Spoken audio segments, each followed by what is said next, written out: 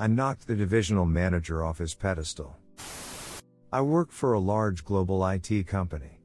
In my team, we are part of a larger extended team, and an even larger still divisional team. The manager of this division is called Raj. He's based in the States, and is what many would call the poster boy definition of a corporate suck-up. According to him, he is in constant video chats with the CEO, and has a lot of face-to-face interaction with him. He also appears on much of our division's promotional emails and photographic material, so he's a company-wide recognized person. As for me, I am a trench-working techie from Scotland. My direct manager is always happy with my performance, and I am somewhat known in our extended team, but not so much in the divisional team. Until this event, which was a while before the COVID outbreak, although I was aware of Raj and his reputation, I had never worked with him directly. I got invited to a company-wide collaboration event in America, which we usually use for technical training and innovation discussion. We got there, and there were some initial social events and meet and greets. Raj was amongst the group, and his general demeanor seemed appropriate for the reputation which followed him. We went into the first day bright-eyed and bushy-tailed.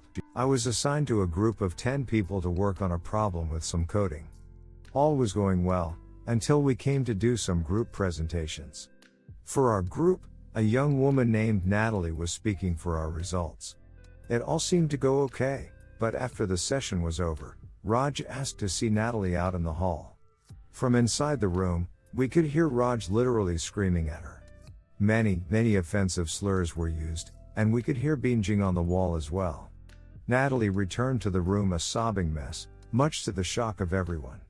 Raj returned as if nothing had happened. This pattern continued over the course of the week. Raj would single out people for these one-on-one performance critiques. He would go into detail about how work was substandard, and how they needed to improve, all while taking group photos for corporate comms for the higher-ups, orchestrating shots to make us all look like one big happy family. I spoke to some of my own team back home about this in my downtime, and it does turn out that this has always been rumored behavior for him, just no one ever knew someone who had experienced this before. I don't know what the job culture is like for this role in a place like America, but here we have dignity at work regulations. Performance criticism is fine, but not when you are engaging in ritualistic humiliation of your employees. I knew exactly what I was going to do. For the next few days, I made sure that I was delivering more presentations than anyone else, and really making an effort to attract attention. As hoped, he asked me for a chat, and pulled me into the hall. He didn't wait for the door to close before starting his rant. Experiencing it firsthand was interesting. He claimed I had no idea what I was talking about, even though it had likely been about 20 years since he did any technical work himself. He was vile, shouting and spitting in my face. I also learned what the binging noises were. He would punch doors and slam his hands on the wall near me, as if to try and intimidate me. I was prepared mentally though, and just smiled and nodded during the entire rant.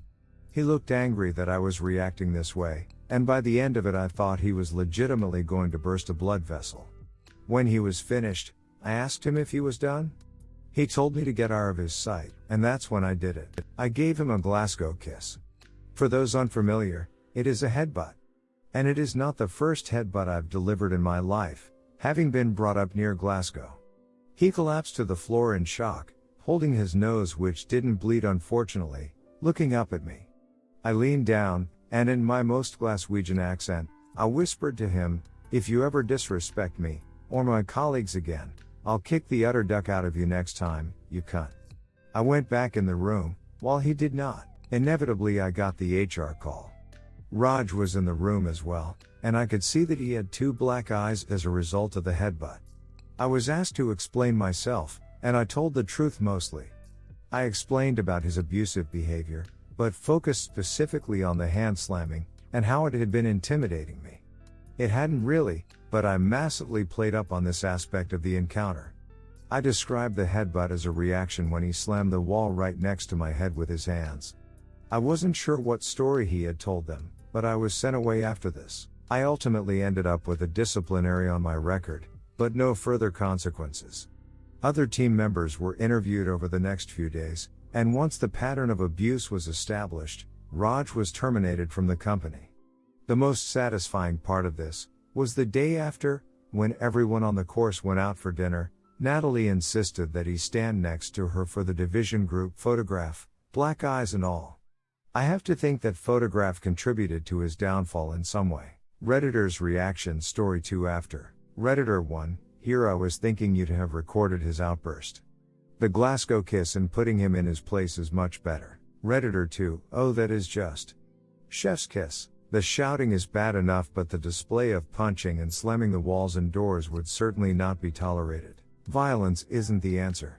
Violence is the question and the answer is yes. Redditor follow-up, violence isn't the answer. I know. I gave the wrong answer on purpose. Redditor 3, the number of times I've explained to American managers that they can't talk to employees a certain way in UK is mind-boggling. They really do treat their staff like slaves over there. Since we went remote, we get occasional mixed meetings with Yanks, and I've had to pull a few aside to point out that they risk breaking employment law talking to non-American employees like us at the way they do their American staff. Glad you had no serious repercussions. Redditor follow-up, cannot tell you the number of times on different jobs when the boss practiced management by chaos and intimidation because it's perfectly legal in the US. Several times, while a boss screamed at me and behaved like a toddler with a loaded gun having a tantrum, I'd find myself thinking, this person holds my only source of income in the palm of his or her hand. Not a good feeling. Story 2, I won over $5,000 for in court after a car accident that I caused. Okay, so just a little bit of info before I get into the story. Also sorry this might get a little long, but I hope it's worth it. I 22M work construction and run a few crews, and I'm a foreman because I've been working in this field since I started working summers when I was 14. That's legal in my state. With this being said, I have a lot of experience and get paid really well. For my job I need a truck that can pull a lot of trailers and also get into a lot of sketchy job sites, especially in the winter, so I drive a new lifted pickup F350. Anyways, let's get into it. So about 4 months ago now, I got off work one day and just really didn't feel like making dinner. So I decided to go get myself the trusty Big Mac at McDonald's. Well, after I got my order, I was going to pull out into the parking lot to drive home, and I was looking hard over to my left to see how busy the road was before I got over there. Well, I wasn't paying great attention to what was happening in front of me, and as I was creeping forward, someone who was in front of me was stopped and not paying attention either. I ended up barely hitting his mirror and scraping his door with my front end. I immediately reversed and hopped out. I made sure the guy was okay and apologized, knowing it was my fault, and I asked him if he wanted to call the cops. Let's call him Brent. Brent says, nah bro, we are all good. If you just get me your insurance info, I think we can get this taken care of. I was fine with that as there was no damage done to my truck, and it's not required to call the cops for an accident if it occurs in a private parking lot. This is relevant later. We exchange info and he seems pretty cool, so I tell him to go get the damage bid and he'll just pay in cash so my insurance rates don't go up as long as he's okay with it. He says that's fine and we both just leave, and I feel like a moron, but all in all Brent seems like a cool dude and I just hope we can get it sorted out smoothly. About a month passes by and I haven't heard anything from Brent or the shop I told him to go to. Honestly, I wasn't too stressed about this because if he decided to not get it done, that's on him. Well, he calls me up one day at about noon saying he can't remember my name and he wanted to tell the guys at the shop who sent him there cause it seemed like we knew each other. I told him my name and the guys at the shop gave him a deal. Pretty sure they say this to everyone, lol. He sends me the bid for damages and it comes out to $2,403. This was more than I imagined, but I said to get it done and it'd take care of the bill afterward, and that was that. He hung up, said it was cool, and I went on with my day as usual. Another month goes by and I don't hear anything until Brent calls me up while I'm at work again and says, hey brother, I talked to the shop and they said they can't get me in for another 2 weeks or so, and they may end up charging me more if they find more damage. I say, okay, sounds good, just let me know man. I hope it goes smooth for you and I'm sorry for the inconvenience. He seems to take it good and I'm really trying to just be a good person. He responds with, well, after talking to my wife, I'm okay if you just wanted to write a check for $2,500 and we can call it even. This seemed odd to me because why the hell wouldn't someone want their vehicle repairs all paid for? I say okay man, let's set a time and place to meet and I'll get you paid. He liked the idea and ended the call by telling me he would let me know. Yet another month passes by and I hear nothing again. At this point I'm getting fed up and just want this situation to stop being over my head. He hits me up at 11 p.m. one night and asks if we can meet in town. I found this kind of disrespectful because I was nearly asleep and had to be at work at 5 a.m. the next day. Either way I said that was fine and took my $2,500 cash and wrote up a quick contract saying this payment would be accepted as payment in full for the damages, and by accepting it, it would release me from any and all liability. This was a pretty fair contract I believe, as it was the deal we had already made over the phone, just in writing. I get to the place we suggested as a meet-up spot, I give him the cash and he signs the contract without hardly even reading it, and he didn't want the copy. This was a red flag to me, but I just assumed he really didn't care about it all that much, so I just sent him the photo of the contract and go back home for some beauty sleep. As you can guess by now, another ducking month goes by with me just living life carefree and not a worry in the world about this stupid car accident. Well, I go to check my mail and I have a notice from this guy's lawyer that he is suing me for not paying after wrecking his car. This pissed me off, but I also knew I had plenty of text messages and a contract on my side. I immediately call Brent and he blocks my number. Luckily enough my girlfriend works for a lawyer, so I get him updated and he says he'd love to help. He lets me know I saved my ass by writing that contract, as any contract worth over $500 is to be held up in any level court in my state.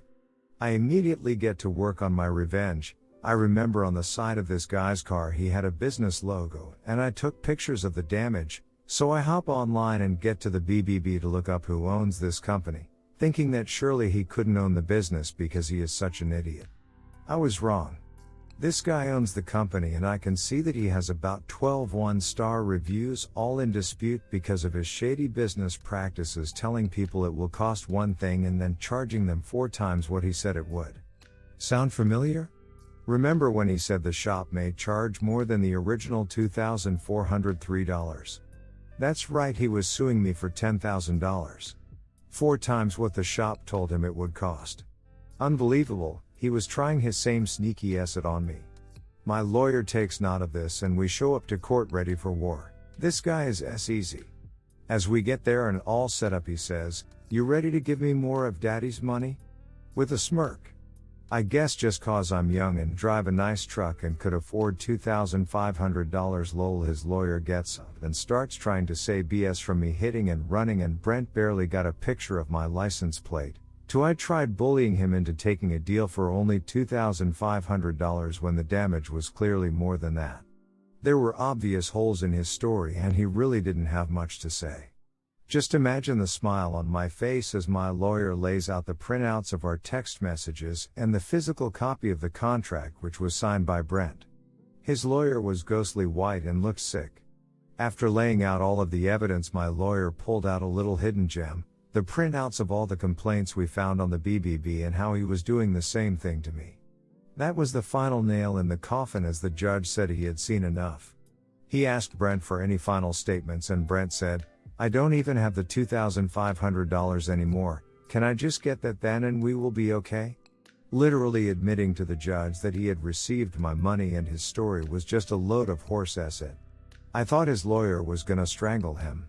It was beautiful.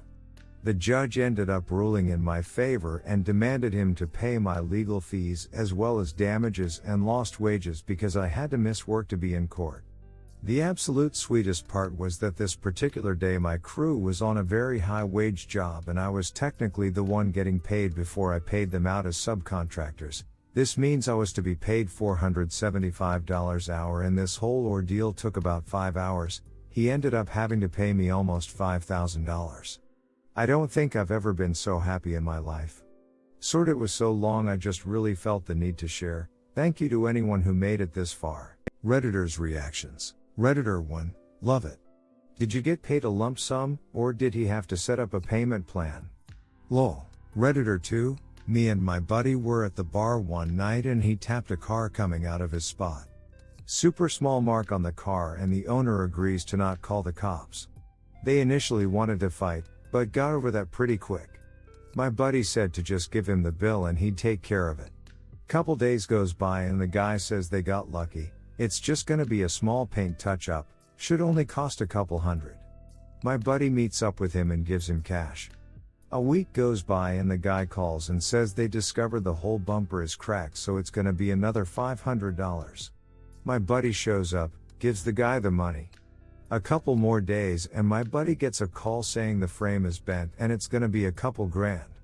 I tell him not to answer the phone anymore, this dude is obviously shaking him down. He wasn't even hitting the gas when he hit the car, we were doing maybe 1 mile per hour, there's no way he caused any real damage. Dude called him a few times but eventually gave up. Redditor follow-up, the next call, now you're in real trouble. Turns out I died and you have a wrongful death suite on your hands. Redditor 3, I got hit by a kid. She was on her way to get her learner's permit and she switched into my lane. I moved over the first time because I saw her coming. But then we're all in the turn lane, so we're all good, right? Yeah, no. She kept on coming. Mom is upset. I know if involve the cops there's a slight chance CPS gets involved and I feel bad. I get mom's info. It took me about 2 weeks, I got 4 quotes to be fair to the mom. Mom disappears on me for a few days and I'm wondering if I gotta call the police now.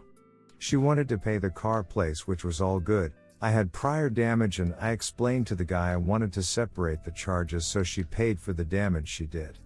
Eventually I hear back from her and she just drops off the check at my workplace randomly. Like I was causing this inconvenience, I had to pay for a rental out of pocket for 2 weeks on top of it. I'd have been so happy if I was dealing with someone like you. People are stupid. Redditor follow-up, if I didn't cause the accident, I always just call my insurance to sort it out. We paid premium for the insurance service, right?